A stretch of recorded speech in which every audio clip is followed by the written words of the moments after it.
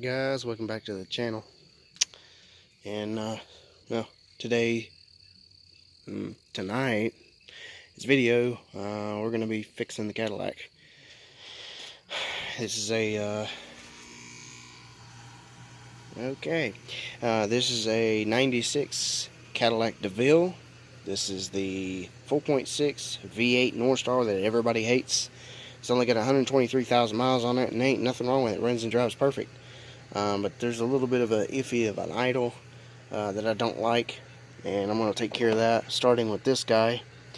And this is a idle air control valve, or in other terms IAC, and basically it controls your idle. This little guy right here is a plunger that sticks in, out, and in to change the idle on the vehicle, and the computer controls it. Half of the time these will fail inside of here, and or the O-ring cracks, busts, and there's a vacuum leak and it sucks air, and then your idle goes honky or crazy. The connection here could be corroded, or it could be just dirty. However, I picked up one. I don't know the part number because I've got this at the junkyard, but it's brand new. As you can tell, it's clean. Everything else is brand new that I've got, and this is not going to be a video to like specifically one part replace it, yada yada yada. This is going to be, I'm replacing about 4 things here. Idle control valve, we got a brand new idle pulley, if it will focus, 380/42. This is a Gates pulley. Then I got that from O'Reilly's. It was like 25 bucks for that pulley. Then we have a anchor mount. Both of them are Pro Torque. Must be for them high torquey motors. Of course, this thing probably makes around 300 horsepower, and I believe it. So there you go. There's both of the part numbers. This one, I believe, is for this side. Yeah, this side, and this guy is for this side. Got those at AutoZone, and I think they were like somewhere of 15 each or 20 each, but with my discount I got it cheaper. So anyway, tools you're going to need to do this is we're going to replace idle air control valve first. T20 takes this guy out. It's located right here on the throttle body. Now I've already loosened these bolts, but go ahead and get in here and get this thing out. Alright, unplug the connector. You basically just pull the tab backwards, slide it right out. Both bolts are out. Just kind of wiggle it. Pull gently. Oh man, is that ever built up with carbon? So it may not even have a faulty valve. It could be just carbon built up, but I've already got a new one, so I'm gonna clean the bore out. You can see the carbon inside there. Take my pinky or something, get in here and clean this out, and then we'll install the new valve. Alright, the inside of that is really clean. You can also take some brake cleaner, not a sponsor by AutoZone, but spray in there, take a rag, and I actually took this and the rag, twisted it inside, got it clean, so that part's done. Take a little bit of oil, rub it around this O-ring so it doesn't crack or roll over itself and then cause a vacuum leak. Once you do that, slowly, just kind of, and it pops right in as soon as you do that. I'm going to go ahead and put the screws back in. And the screws, and I just lost it. But the screws are actually Phillips, as you can see. And the original ones were Torx bit. I think I'm going to use the new ones if I can. If I can't, well, I'll just use the Torx bit. Alright, next. 15mm and a 15mm wrench in a socket. It doesn't have to be dip weld in a ratchet. 15, 15, 15, and a 15. Basically what I'm going to do is I'm going to put the wrench on this side, take the ratchet, put it on the other side, knock that loose, and we're going to do this one at a time, because just in case the engine suddens to go back that way, when I take it out, because this motor mount is actually trashed. Yeah, it should not move. And the bushings are cracked, all the pieces. And they've seen better days. I'm guessing the person that had this before me was an older person, and they probably didn't use the emergency brake, and left it on an incline a lot, and went to go yank it down at a park, which, number one, will screw up the parking pawl. Number two, you'll snap motor mounts. 3, it ain't good for the transmission at all. And 4, it's not good for the transmission cable either.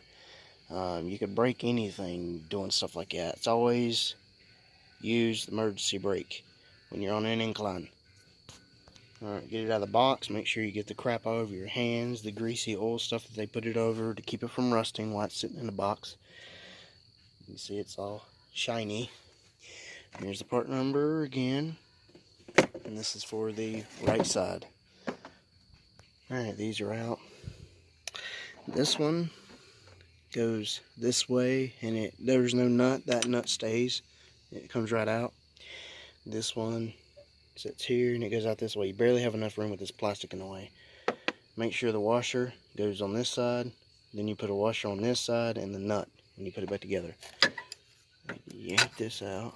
You can see what I was talking about when I told you that that bushing was gone. There was nothing holding that motor.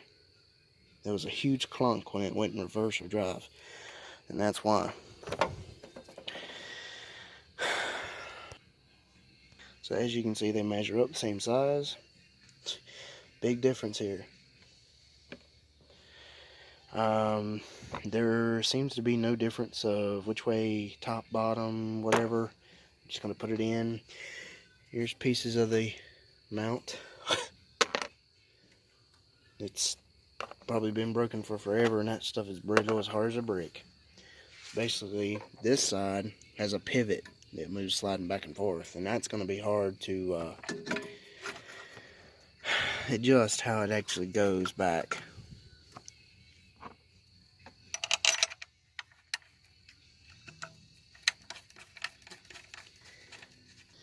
Alright, so that one's back in.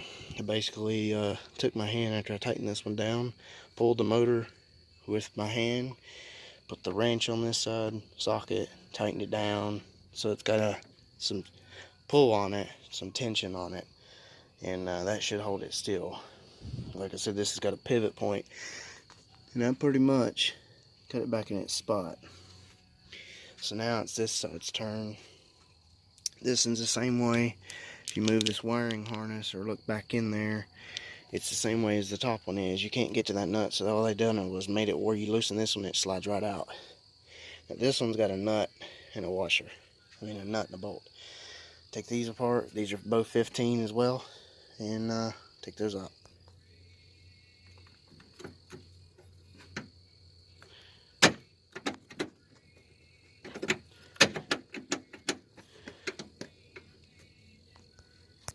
And I was right again. See the big hairline crack? Yeah, the motor mount's toast. Both sides. And they're pretty much the same length. You had to take a big flathead screwdriver and pry that side out. But it came out, so no complaint there. And if you can read that. Yeah, made in China. I'm not going to comment about that. Boy. That's a little bit of a stinker. It'd kick your butt. So I had to take a flathead screwdriver, hammer, and some oil. As you can tell, I put oil down on there because what had happened was this spot between here and here is more narrow.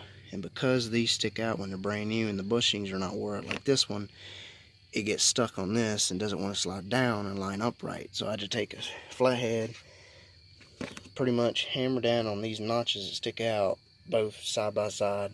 I'll push it up this way, push it back that way, and finally get it lined up, push the bolt in, tighten it down, and it's done. Pull the motor a little bit, tighten this one down, and it's done. So now the next thing is that guy right there, the outer pulley. And man, is there no room in there. But we're gonna get it done somehow. Here's part number.